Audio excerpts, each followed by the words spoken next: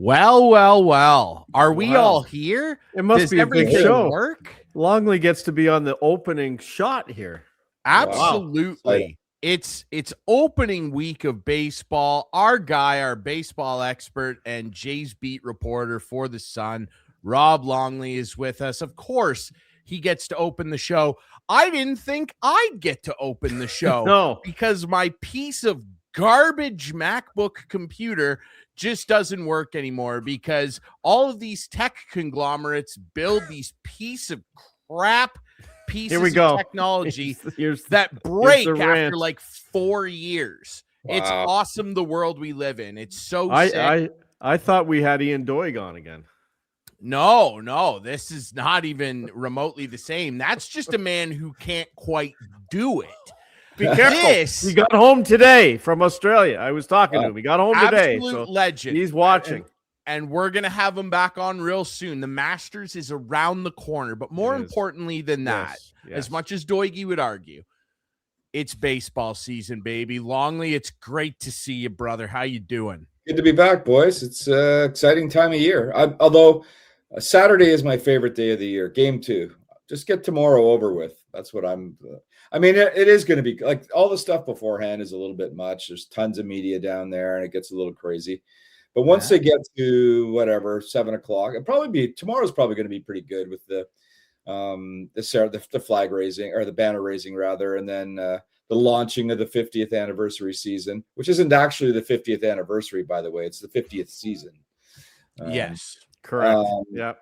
And then, once things get going, it's going to be pretty cool. And then Saturday, it's back to normal. Game 2 of 162. But certainly a lot of excitement, obviously. A lot of intrigue surrounding this team. It's a vastly different place than we were when we had this discussion a year ago. That's for sure. No doubt about that. And a banner. I don't mind the banners hanging. I just hope they don't make a huge deal about the failure of not winning the World Series. Yeah, I get it. I mean, you win the American League, right? I get that, and the banner's fine. I'm just saying I hope they don't make a huge deal of it. Anyway, yeah, that's all.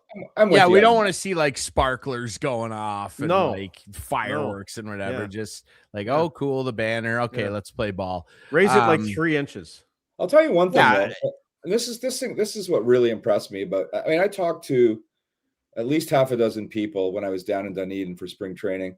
And I promised them, I said, this is the last time we talk about the World Series. But, what was the emotion like? Did you get over it?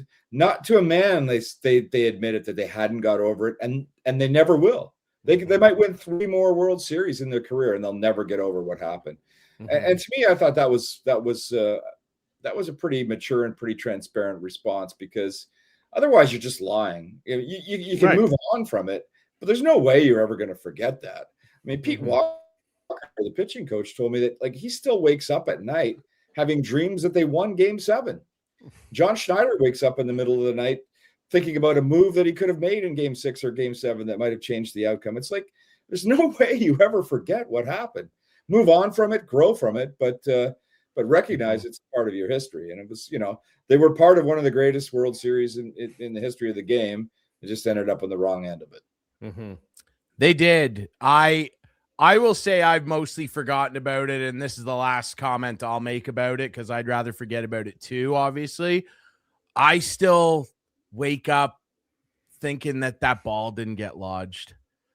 That damn lodged ball. Oh, my God. Yeah, there's so many things. That was one.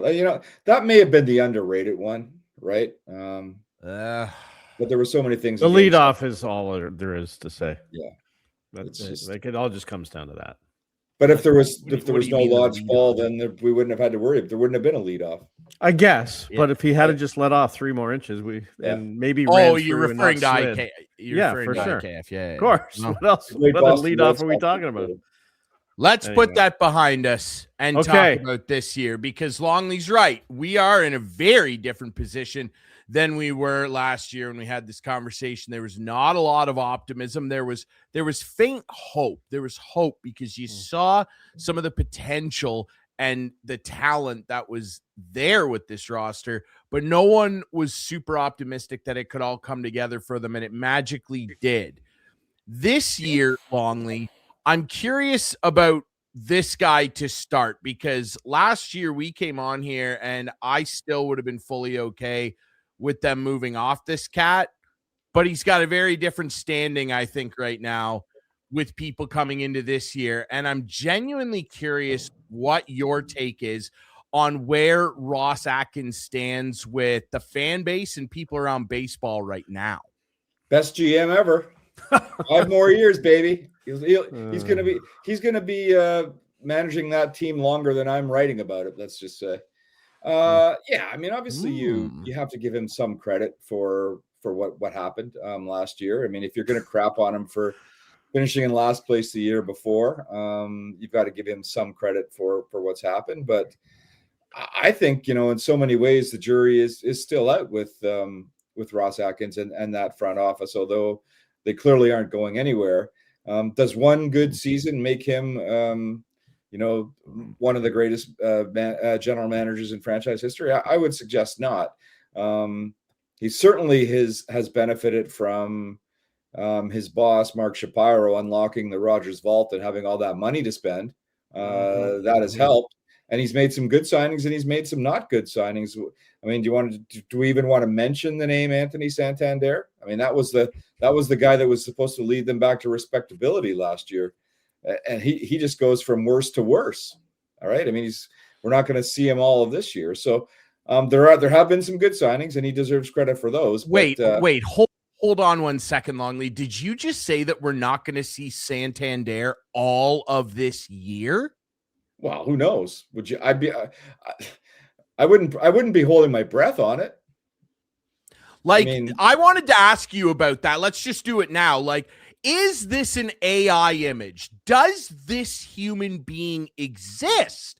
Or is Anthony Santander a dark David Lynchian figment of our imaginations? Because I posed a theory to Clarkey and our friend Steve McAllister on this show, a month and a half ago. I actually think that this gentleman should be in a Canadian Heritage Minute. You know, those little commercials they run where it's like, oh, this historic moment in Canada happened and here's what went down.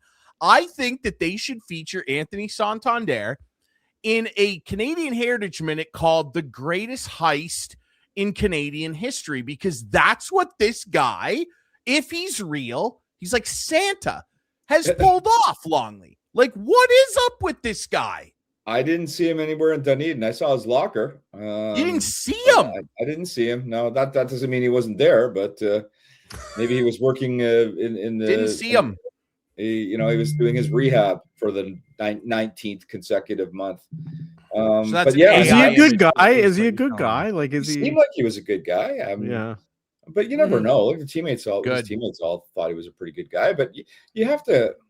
You never really want to question a guy's work ethic and his integrity and that kind of stuff. But there was a lot of bizarre with what happened last year. I mean, sort of trying to play through an injury, then not really trying to play through it, and then shutting down for the season, and then magically appearing on the playoff roster briefly. That was so strange. And then, some of the talk in the immediate end of the season was about Santander coming back and being a force and replacing some of the production that they lost with Bo Bichette. Then all of a sudden, the next announcement is, he's got to have surgery. So who knows if and when we'll ever see him again? It's strange. Strange indeed. I want to ask you as well. Obviously, a lot of opinions have changed about Ross Atkins, or maybe not even opinions, just, general feeling toward the guy. I think people are a little more accepting of some of his Ross-isms, if you will. I heard his hit on Overdrive today, by the way, we're recording this on March 26th, the day before Jays opening day. It's baseball's opening day. And he was throwing out a lot of the old proverbial terms. We think we've improved a lot. We think we're going to have an improved roster. And I said that last year, if they had won the World Series, the t-shirts should have said #internal improvement, because criticize the guy all you want. That is what they did last year. and he's rolling the dice that they're going to do it again. Now, they did add to this roster, and I like a lot of what they did, but what's kind of your general feeling or the consensus around your peers about what this team could look like? Because there's some serious injury questions. Forget about Anthony Santander. Yeah, there's some serious injury concerns with this pitching staff right now. Yeah, I don't think it's internal improvement at all this year. It's clearly external improvement, and you hope that there's not internal regression, because is George Springer going to be able to do what he did last year? Is Addison Barger going to be able to do what he did? I happen to think that he will. I do too. Yeah. I mean, you would expect at least a mild regression from Springer, as good as his season was. Maybe you get a bit more. Maybe you get more postseason Vlad in the regular season, and so that would be internal improvement. But you don't look at a guy like that as being a guy that is improving upon last year. You're looking at the new guys. You're looking at Okamoto to provide production at third base, never having played in North America before. You're looking at Dylan Cease to be basically close to an ace of the pitching staff, especially with the situation with Barrios and whatever the heck is going on with what's his name? Bieber. Bieber. Savage. Yeah. Tyler Rogers, is he going to be the guy that kind of anchors that bullpen? So yeah, like when you go into any season, there are questions, but I think whereas a year ago it was more looking for internal improvement, I think it's external improvement this year, because you're going to need those new bodies that you brought in to deliver, I think. You spoke about Vladdy and seeing if he can bring some of that energy and that we saw in the World Series and the playoffs to the regular season. This guy's got to be one of the favorites to do that and to win the MVP in the American League, don't you think? Yeah, I just the reason I was delayed tonight, fellas, is I just finished like a 1,500 word piece on explaining why this is Vlad's team. If it wasn't in the past, it certainly is now, for all sorts of reasons. It's his first year on the 14-year contract. It'll be his first action after that incredible postseason when he was the Vlad that everybody expected him to be since he was an 18-year-old. It's the first season that he's really emerged as a leader. I mean, several of the players that I spoke with at spring training, they talked about it, how he's like, his voice is heard in that clubhouse. Like, he's not 19 and 20 or 22 anymore. He just turned 27 a couple of weeks ago. And, there's more than one player has made this observation, but there was a moment early in the postseason when he said to a bunch of them in the clubhouse, he said, if you get nervous, look at me.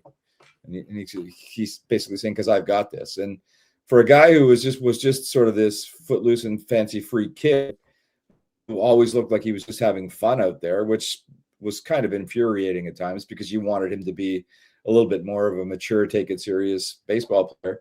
I think that's what he's become now. And I think he's embraced it. And I think he recognizes his status with the team, that he has to be a leader, that he is indeed the face of the franchise.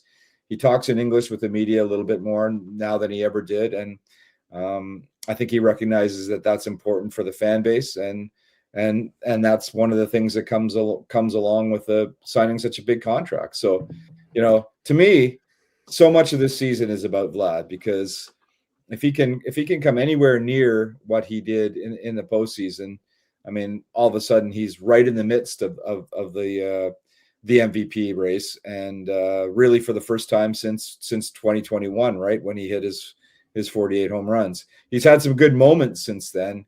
He hasn't had consistent moments, and now that he's shown what he can do, and I think he thrived on that big stage too, right? I mean, we saw the fun-loving Vlad. Like more people watch that World Series around the globe than anywhere else, and he loved being in that spotlight. And there's a pretty good chance that he grew from that. And we saw some signs of it in the WBC for sure, and through spring training, and even today he had a press conference, and you could tell that there's that level of confidence with him right now. Let's quickly, I don't want to spend a lot of time on this because it's a little Jays related, but losing Bo obviously could be a big deal. Do you think it will be? And do you think Bo will succeed with the Mets and playing third base? I don't see it myself. I think he'll be fine there. I think he'll handle New York okay, unless things go really south for him. but he's a pretty clutch guy, pretty driven guy, pretty focused guy. So I think he'll be all right at the plate, but I'm not so sure about in the field. Well, that's funny. what I was out with a mostly, bunch of hockey writers at the Olympics. I was lucky enough to be there, and a couple of New York guys who happened to be Mets fans say, "So what are we getting in Bo?" And I said, "Well, you're getting a hell of a second baseman." And they're like, "But he's a third baseman." I said, "Well, like I said, you're getting a hell of a second baseman. We'll see, right?" I mean, I defended him defensively when he was in Toronto. I always thought that he was on track to becoming a better shortstop than he ever showed. Really, I thought he was getting better defensively, in my opinion, and one day would be that kind of a guy. But by last year, it was pretty apparent that while maybe an adequate or barely adequate shortstop, really second base was the spot for him. He put on a little bit of weight last year, wasn't quite as mobile as he had been. His arm strength is reasonable enough, but from the far corners of the infield, I'm not so sure that he's the guy. He's, like I said, a hell of a second baseman. How he handles the hot corner in New York could be very interesting. And the Jays, well, how big of a hole is this? Not having him. Well, offensively, it's got to be a huge hole. That's the thing, right? I mean, that's the question. Who makes up for that production? Yeah. Is it just going to be a great season from Vlad? Is Okamoto going to contribute enough? I think the guy's going to hit some home runs. He's going to provide some offense that way. But where they really miss the Bo Bichette at the plate is, I think, in his clutch ability. Like with a game on the line, he may have been. Him and George Springer probably are the two guys that you wanted up there. He had a way of extending at bats in a really mature and professional fashion. He could hit for power, as we saw, like basically doing it on one leg in Game 7 of the World Series. He could hit the ball all over the field. He was just basically the guy that was when he was on, and he was on for a good chunk of his career in Toronto, was as professional a hitter as you could find. And you don't just take a guy out of that lineup and don't suffer some consequences. I don't know who picks that up right away, unless they get a lot of power from Vladdy. So how would you rate Atkins' offseason then? Did he do enough? I know they had their hand in the jar a few times, but they couldn't pull the cookie out. I think so. I mean, I like the Dylan Cease signing, and by all accounts, he's been a good fit. They've loved his stuff there. One thing Pete Walker told me about him, they'd like to see him sort of tinker a little bit less. He's one of these guys who's like a really intelligent type pitcher, and he tends to tinker a little bit too much. But they really love it when he's just focused on hitting the zone, and he does a pretty good job that way. Tyler Rogers is kind of an interesting guy in the bullpen. Not a closer. Like some people think that they should have gone shopping for a closer after some of the Jeff Hoffman antics last year. And certainly the Game 7 in the World Series, 9th inning, will stick with many people for a long time. But, I think there's a sense around the team anyway that Hoffman has the disposition to handle that assignment, and B, last year was his first year as a true closer, and that he'll grow some as in his second year in that role. We shall see, because you never know how much what happened to him in Game 7 will linger. But the other additions, Cody Ponce is, he's a guy who's all of a sudden number 3 in that rotation. Was a player of the year in Korea, but the last time he threw baseballs in North America, couldn't get anybody out. So, I don't know enough about the intricacies of pitching to know how much better he is now, but people who do know say that he's a completely different pitcher than the guy who got DFA'd in Pittsburgh or wherever he was. But we shall see, right? It's a different ball game over here, and the guy pitches with some velocity. He got a lot of people out in Korea, but Koreans aren't used to facing high velocity pitchers like Ponce was. So, but he's an intriguing guy, and again, it's the same old story. Even last year after spring training, it's the most optimistic time of the year. Like no bad things happen unless they're injury related. And where do you see Louis Varland fitting in? He could be a closer in my mind. Not enough people are talking about Louis Varland. I mean, he was their best. Well, Hoffman was really, really good in the playoffs, by the way, except for that one pitch. But Varland was exceptional, and like For sure. a lot. He was throwing the ball heroic. hard. Yeah. What's that? He was heroic. He's the only pitcher in history to pitch in 15 playoff games. Yeah, and I mean, and he was throwing as hard on the first of those as the 15th of those, right? Like he was a freak. Yeah, and I think he really thrived on once they started giving him more responsibility. I think he really thrived on it, and you know, he backed it up. The other guy a lot of people are talking about is Brendan Little. Which don't say it. Don't say it. Hear the name. No.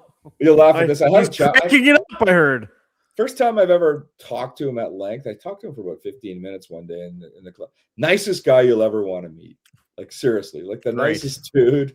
And he admitted that it stung last year, and he's actually done some things that, in theory, anyway, could work out. His velocity is up, but B, he's added a couple new pitches that won't go too into the weeds on it. But the big one is that he's got a fastball that plays high and hard in the zone, and that can complement that sinker of his. Right? He said by the end of the year, he could see it. Guys were just standing up in the box because they knew that he couldn't throw a strike, right? That he'd throw this thing that would fall off the table and it would be out of the zone. So it's like, okay, take my walk.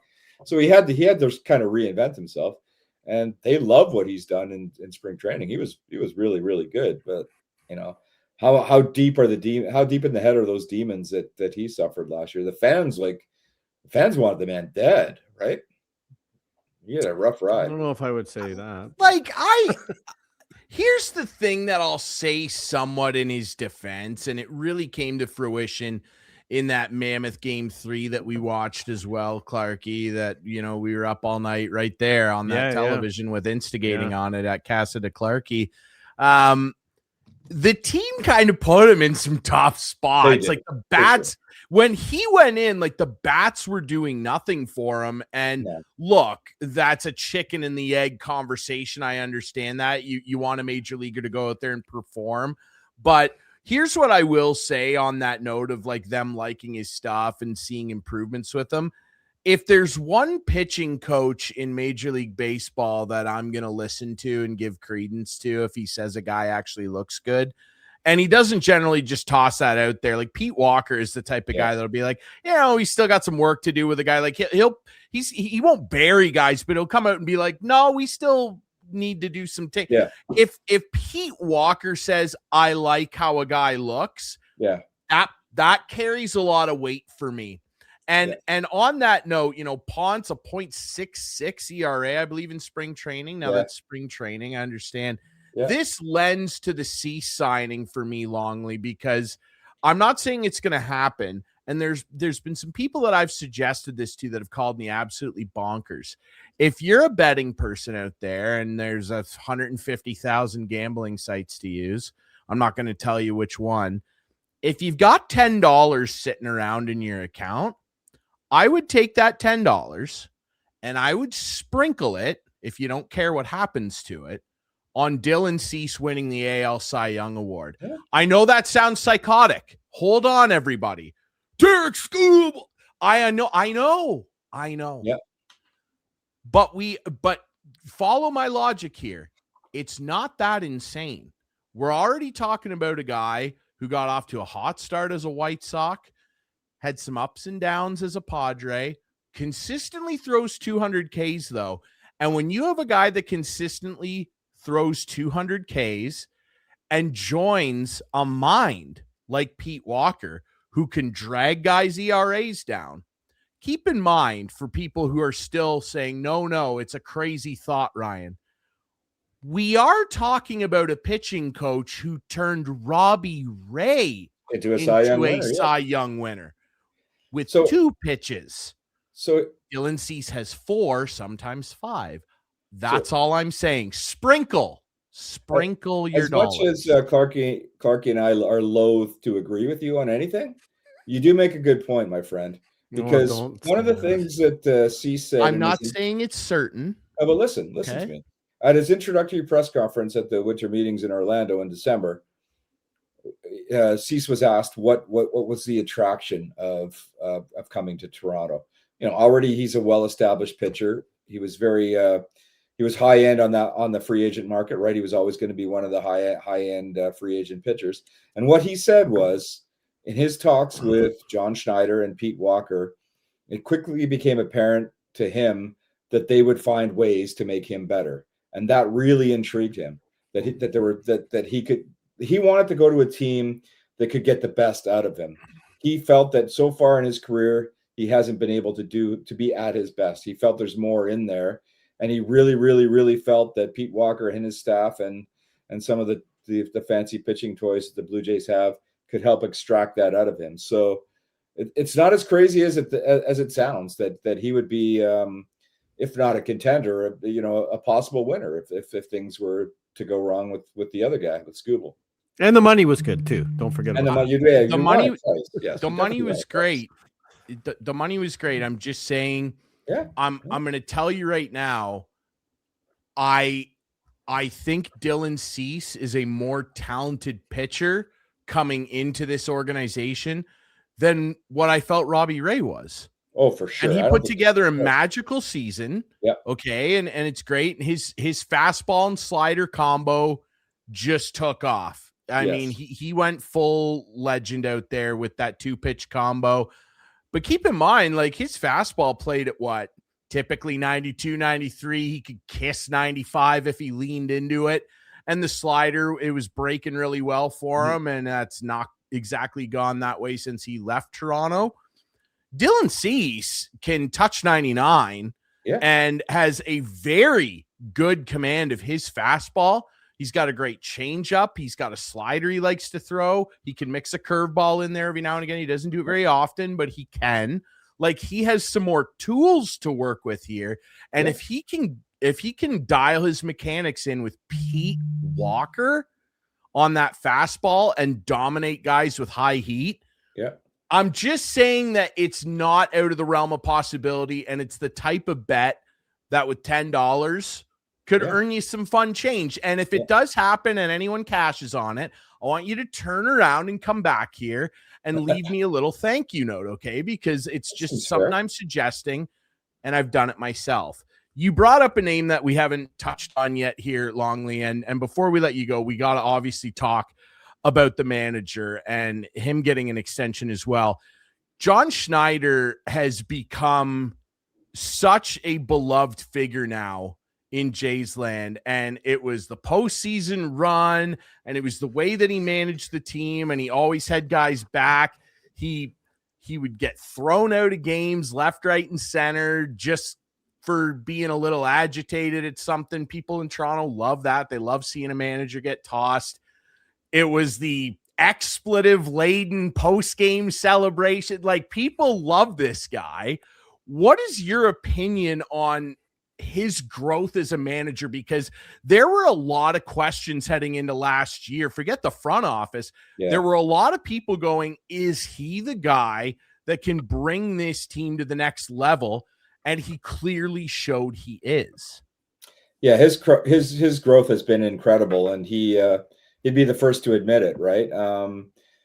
He cut his teeth as a minor league manager. I mean, he was very fortunate to be able to hitch his wagon to Vlad Guerrero Jr. and Bo Bichette when they were teenagers, and rose through the organization along with them. Once he got to the big leagues, it quickly became apparent to him that it's not the same managing kids in Double-A, where there's no real pressure to win. It's pressure to develop, whereas in the majors, it's every day there's pressure to win. So he had to adapt to that. He had to figure out how best to utilize his voice. And that wasn't always easy because veterans can see through that. And then when you complicate it, as was the case in his first couple of seasons with a over-managing front office, you're sort of in this no man's land. And we definitely saw it in 2023 with the Barrios thing. Was it 2023? We want to forget about that one too. But he sort of developed his own managerial style. And then prior to last season, like after that last place season in 2024, he realized that his voice had to change, and that he had to really have the full trust of his players, because there were some veterans that were seeing through it, that they were seeing John Schneider's lips move and Ross Atkins' voice kind of thing, right? So he basically said, and he told me this when I spoke with him in Dunedin, that he decided that he would have to gain the trust of the players, and one of the ways to do that would be to not always do exactly what the front office wanted. Mm-hmm. And that's not to say that, you know, he was going to dismiss the analytics that would be presented to him, because he's a smart enough guy and he trusts all of that. But he also recognizes that as a in-game manager, sometimes you have to trust your gut. And the more that he did that, and the more that his players saw him do that, the more they kind of trusted him. And then as last season went along, the Blue Jays became very much a player-driven leadership. The voices in the clubhouse were strong, and that allowed Schneider to just kind of pull back and let the inmates run the asylum, for lack of a better word. And it really worked perfectly. They never had a team meeting once all last season. Schneider was there just to guide the ship and make the in-game decisions as necessary. And he not only grew as a manager, the trust that the players have in him grew exponentially. And here we have a guy who's, you know, he was runner-up in manager of the year voting, as we know. And now we have a guy who's probably never been more confident in his career as a manager. And that's Absolutely. why he got the extension. And for good reason. I'm still pissed off that he didn't win manager of the year. He was the manager of the year all the way. He had my vote. I was one of two in Toronto to vote. I voted for him. The other one in Toronto who had a vote did not vote for him. Okay, well, there you go. Who had the other vote? It wasn't a Homer vote either. It was in fact. No, he was the manager of the year. It was the opposite of the home. I looked for every possible way not to vote for him, because I didn't want to have a Homer vote. I didn't want to be. I understand. Guy. And then there was no way that I could make a case that he would not be the manager of the year. It was that. So do you think I guess it's irrelevant. It doesn't really matter, but sometimes you will look at that and say, no, I'm not going to be the Homer. I got to vote for someone else, which isn't right. No, it's 100%. It's not right. Now, the only thing that I've had some people make this argument to me, that manager of the year category, so members of the Baseball Writers Association of America, each chapter gets 2 votes in each category. So and only one category. So 1 year I'll be voting for manager, 1 year MVP, okay. 1 year rookie. The manager is the toughest one in a lot of ways, because there's no way to quantify it, or there's very little way to quantify it. There's no stats, right? All there is standings. Mm-hmm. I mean, you know, in your city what your manager does and how he conducted himself, but you have no idea what happened in other markets. But, you know, even then, when you go from last to first in the toughest division purportedly in all of baseball, I mean, it's pretty close to a no-brainer. And I was kind of I was surprised not only that he didn't win, that it wasn't particularly close. Like, he wasn't like it wasn't 1 or 2 votes that cost him. He was sort of a semi-distant second. Mm-hmm. Yeah, I wasn't a fan of that. Longley, we really appreciate your time. Before we get you out of here, I want to go around the horn here and get everybody's thoughts on this. Who do you feel this year could be the X factor for the Jays in terms of having a successful season or an unsuccessful season? Like one individual on the field that could really tilt things in one direction or the other. Longley, you're our guest. I'll start with you. Well, the obvious one would be Okamoto at third base because of the great unknown there. But I'm gonna go off the board a little bit with Addison Barger, because, you know, people want to dismiss what he did last year, all the impressive stuff that he did last year, as a bit of an outlier. But I think that it's the opposite of that. I think this kid has a ton of potential, and that he struggled for a couple of seasons to find himself in the big leagues. And then once he kind of did and had some confidence, I think there's a reasonable chance that could take off and soar, and he could be a huge part of that offense and make up for some of the deficiencies in the absence of Bo Bichette. Mm-hmm. Clarkey, do you have a guy that sticks out to you that you think? Well, I mentioned him earlier, and I don't know. I hate to pick on Hoffman, but there's something about him that, to me, he doesn't make up the closer. And I think Louis Varland can fit in with his energy and be an unbelievable closer. And I'm looking for that to happen throughout the season, early in the season, whenever. But he could be a huge factor coming down the stretch as the closer. He could be the closer in waiting. That's a really good point. Yeah. Yeah. He very well could be, for sure. I don't think I'm reinventing the wheel with this take here. It's a contract year, and with Bo leaving and the fact that he's a lefty batter and he needs a new contract, if Dalton Varsho can pop off, like we know the power that he flexes, like when he connects, this guy doesn't just, pelt them over the wall. He buries balls in the seats. Yeah. So if this guy can find some consistency with that short little swing that he's got and get on base a little more and not worry so much about smacking the thing, and then that will come more naturally for him. If this guy hits like 27, 28, God forbid 30 plus dingers, because he has the power to do it. Sure does. It's just, can he dial it in? If he has a massive year, man, the Jays, I don't think that you'll see a ton of drop off in their offensive potential, because if he can grab a hold of it and have a consistent year, and Popkins, man, like this hitting coach that they got, boy, did he ever turn some stuff around for people. That's a reason to be optimistic too, Clarkey. Okay. True. Keep that in mind. One last question for Rob. Please. So the Jays last to first. Schneider definitely could have won Manager of the Year. Is there hope for Craig Berube and the Leafs? No. Oh, man. So this is the thanks for your time, Longley. Hey, hold on. Listen, used to be a Leaf guy. Wait a sec. I covered my last full season of covering the Leafs was 2015, 2016. I moved to the Blue Jays in spring of 2017. So I did get the first part of the first year of Matthews. But this may as well be 2015, 2016. In fact, for my own amusement, as I told you guys, I was lucky enough to be at the Olympics, and I was at that gold medal game, which was as great a hockey game as I've ever seen live. For my own amusement, I put myself through the torture of watching the next 5, because I was just recovering from the Olympics. Just while I watched the next 5 Leafs games, I thought I was A, watching a different sport, or B, transported right back to 2016. They weren't good. They weren't good. No. Bad stuff. In the West, they'd be nearly in a playoff spot. They're 3 points behind the Vegas Golden Knights, who have Mitch Marner. Anyway, they'll turn things around. It's all right. Yes. I like Berube, but I mean, I think it's like just the wrong coach for that group, right? I mean, wasn't last year.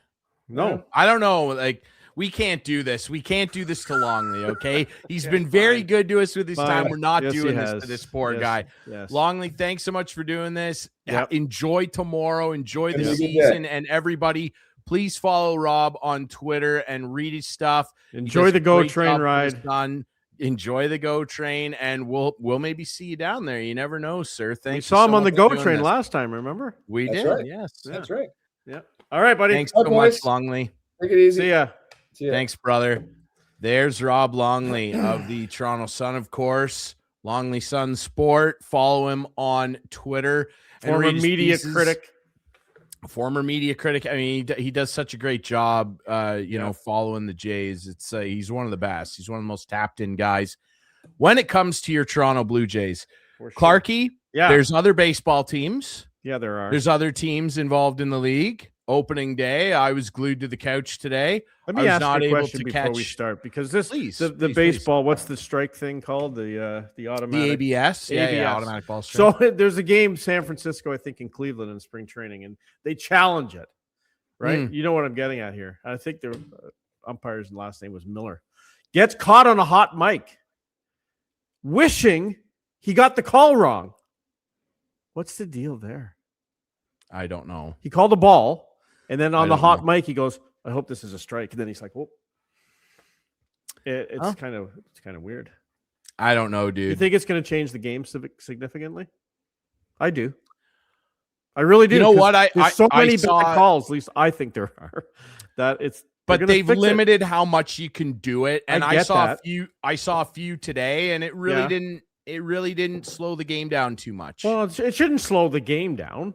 It's like it's an it's like tennis. But it did keep. I did see it. To your point, keep a lot of at bats alive in key situations. So I mean, yeah, it made. I think overall it should change the game for the positive because the technology's there to go boop. There it is, right in the strike zone. Yeah, It was very efficient. I found it very efficient.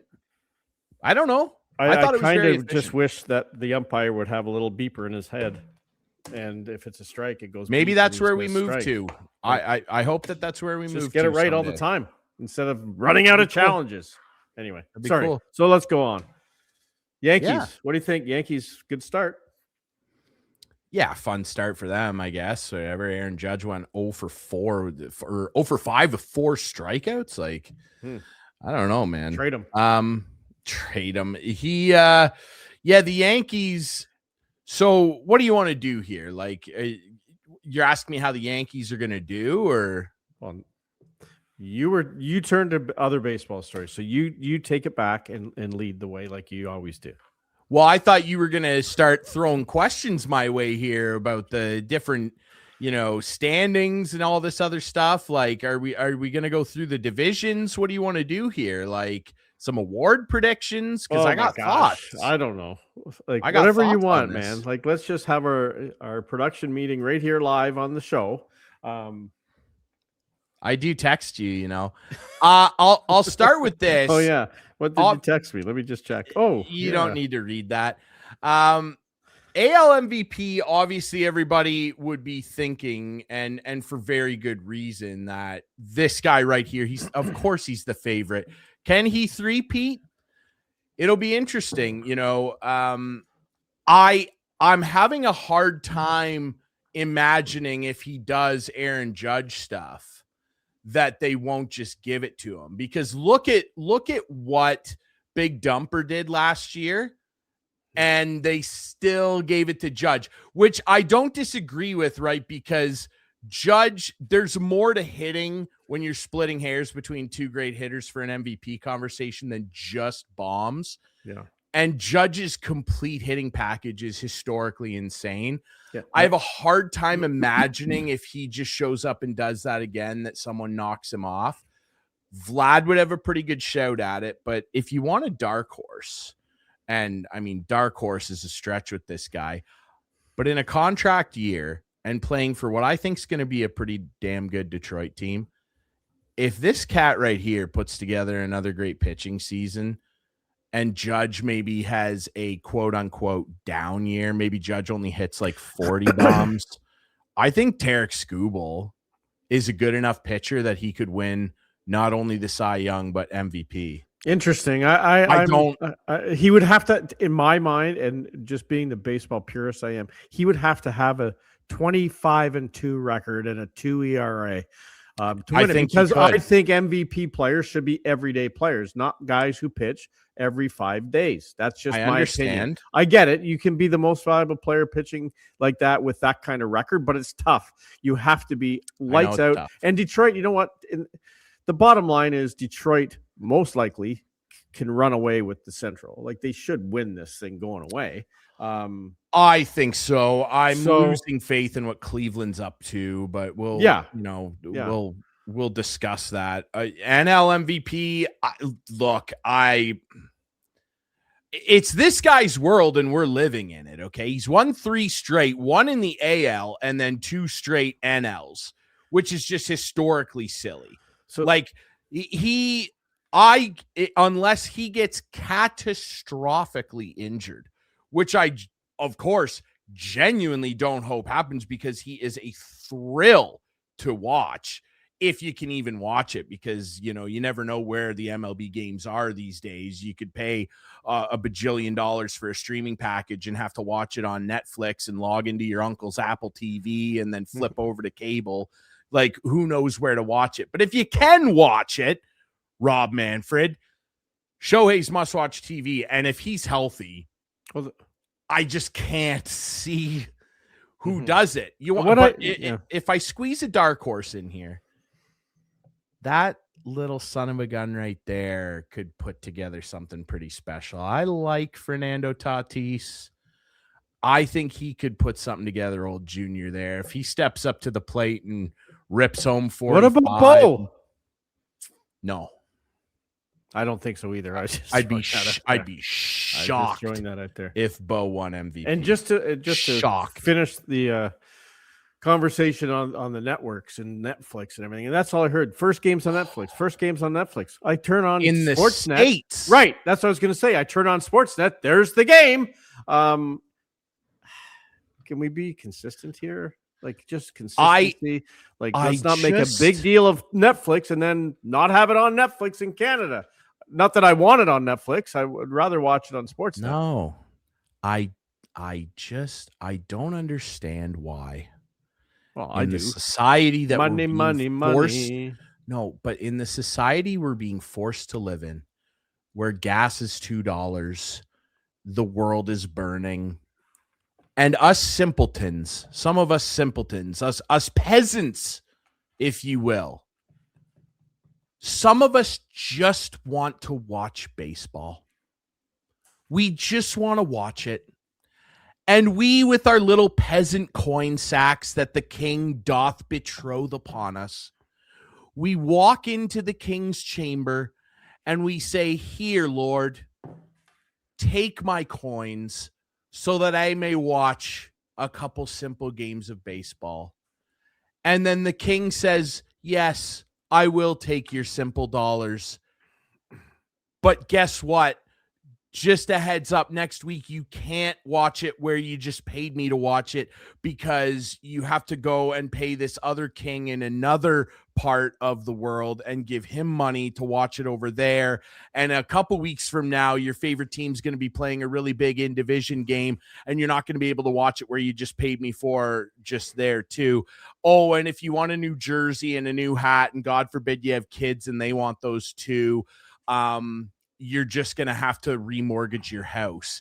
I'm so sick and tired of living in a world where sports fans are getting gouged up and down to even, let alone get in a stadium. Just watch it. They're making it such a headache. Do you realize that they were talking about this on Foul Territory today on opening day? They didn't announce to Seattle fans all of the different platforms where they'd be able to watch Mariners games this year until noon today. People had no idea who was going to be carrying the games locally and where they'd be able to watch them depending on what service they had. Like, what are we doing? And you know what's even more infuriating about that, Clarkey? These pigs are going to lock us out. And I say us, I mean the fans. They're going to lock us out because they want a salary cap and whatever. And we can have 150 arguments about the merits of that and if it works. Not the point. These pigs are going to lock us out, and we're going to lose a year, maybe more, God forbid, of baseball. When do you think that's going to happen? When this CBA expires, what's it got left on it? 2 years? Yeah. These pigs are going to do this to us. They're going to take the sport away and bring it back and go, "We've been gone for a year, guys. Everything went up 15%.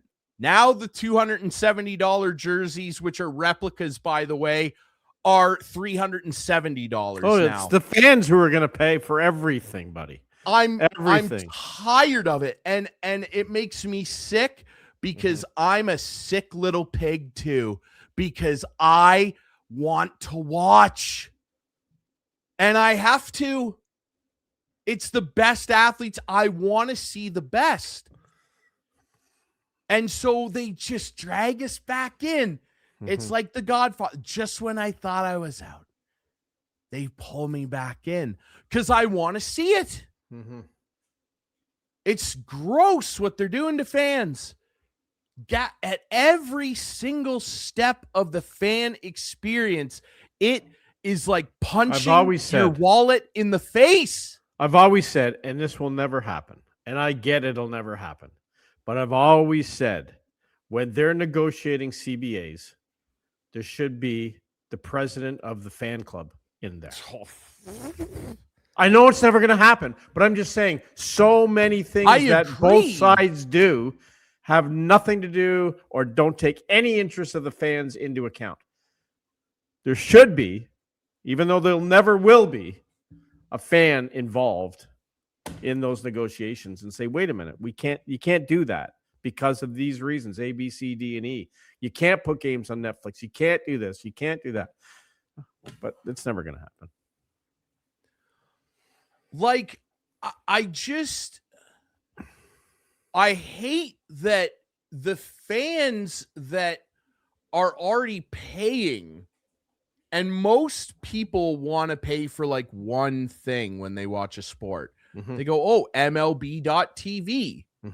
Like me, I'll pay for that. Yeah. And then they log in on a random Friday night and go, what the hell? Why can't I watch? It's on Facebook. The Yankee, Facebook?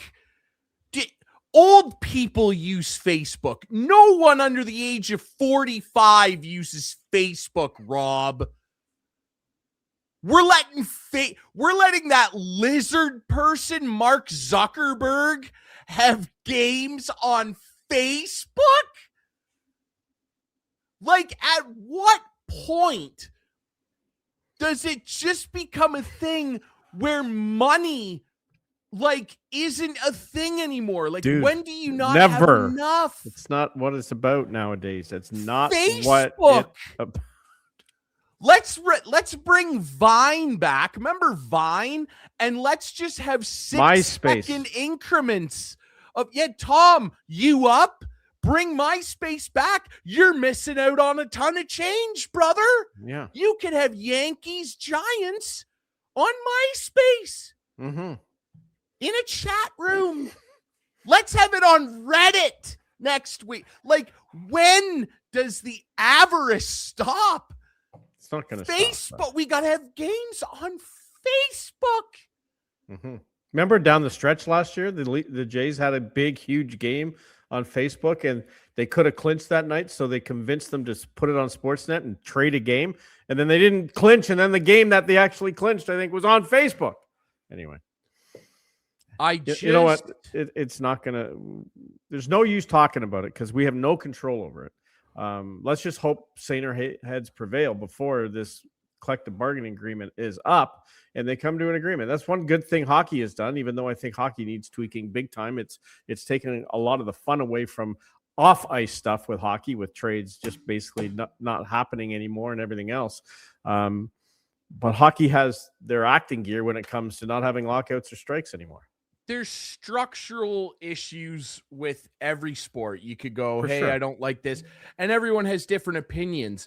But I think that this is just something that universally unites most fans, where we all go, like, what? Like, okay, fine, have a game on Netflix, but have it there for people that have Netflix that don't subscribe to your sports dedicated streaming service, and have it on there to maybe draw in casual fans or non-fans of baseball, and they see, whoa, there's a baseball game on my Netflix, and maybe they watch it and they become a fan that way. You think? Cool. I don't think so. But I don't let think that me happens. watch it still on the thing I paid for already, Right. Rob. No doubt. But I don't think they're getting any new viewers because it's on Netflix. I really don't. I doubt it. But the exclusivity of having a game on Netflix, it's like, what do you think that's like Netflix on the other side of it?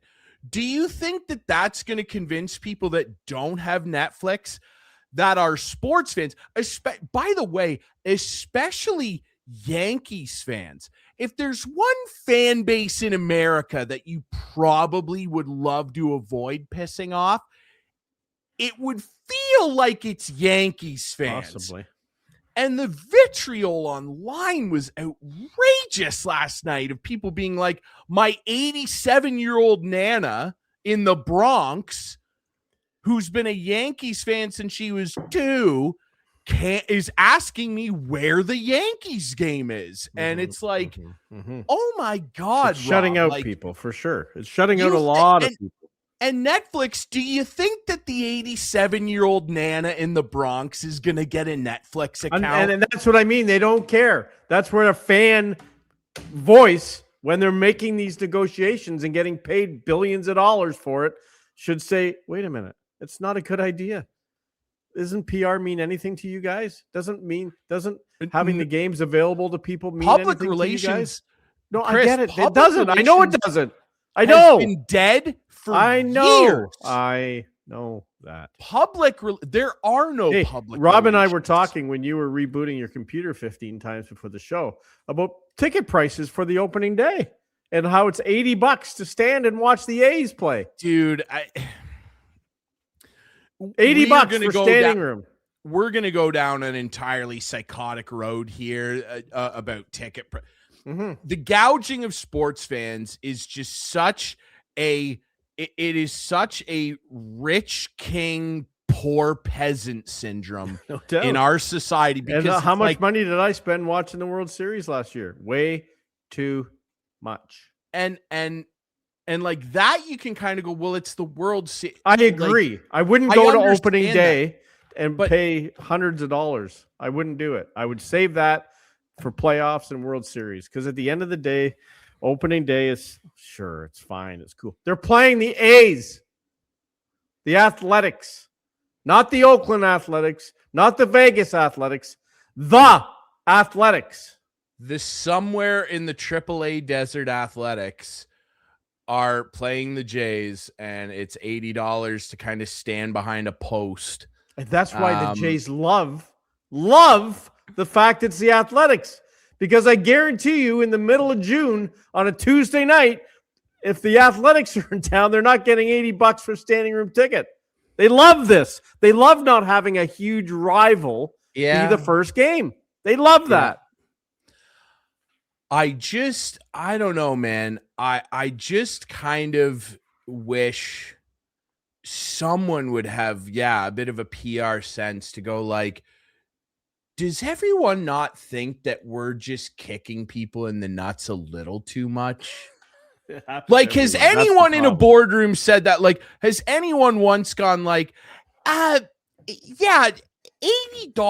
to stand by a brick and watch the Nowhereville Athletics? Guys, don't you think like we could do like $30 for that? And what happens then? Does Mark Shapiro drop kick them out of an office window? Like, I just, what is going on? And again, all that aside, can we at least make it simple and give us our bang for our friggin' buck to watch on my couch and not have Nana in the Bronx not be able to watch the Yankees on opening night? Jeez, I just like, it makes no sense to me to just piss all over people that hold up your sport. Like, and I genuinely wonder, as we're almost out of time, and you did it to me again, I'm so hot. I'm going to have to shower after this show. I'm so mad right now. I genuinely wonder where the break point is. Like, where maybe it's a lockout. Maybe it is a lockout where baseball fans just go, by the way, we're not coming back next year until everything changes and we can watch on TV without subscribing to 860 things. I don't want to watch the Cubs or the Jays or whoever on Reddit, okay? I don't want to do it. So stop the madness. I'm done, dude. I can't do it anymore. Thanks to our friend Rob Longley, the very best Blue Jays beat reporter for the Sun. Follow him on Twitter. He loves our show. Jays. He loves our show. I know he watches it. He's the best, and we love him. Follow him for all of his great content that he writes throughout. He writes great pieces every single week about your Toronto Blue Jays. You can find this show on all your favorite podcast apps, YouTube, Rogers TV. We really appreciate everybody following us at Instigating Pod. We will be back next week, hopefully in a better mood, here on Instigating with Clarkey and Drury. We'll see you then.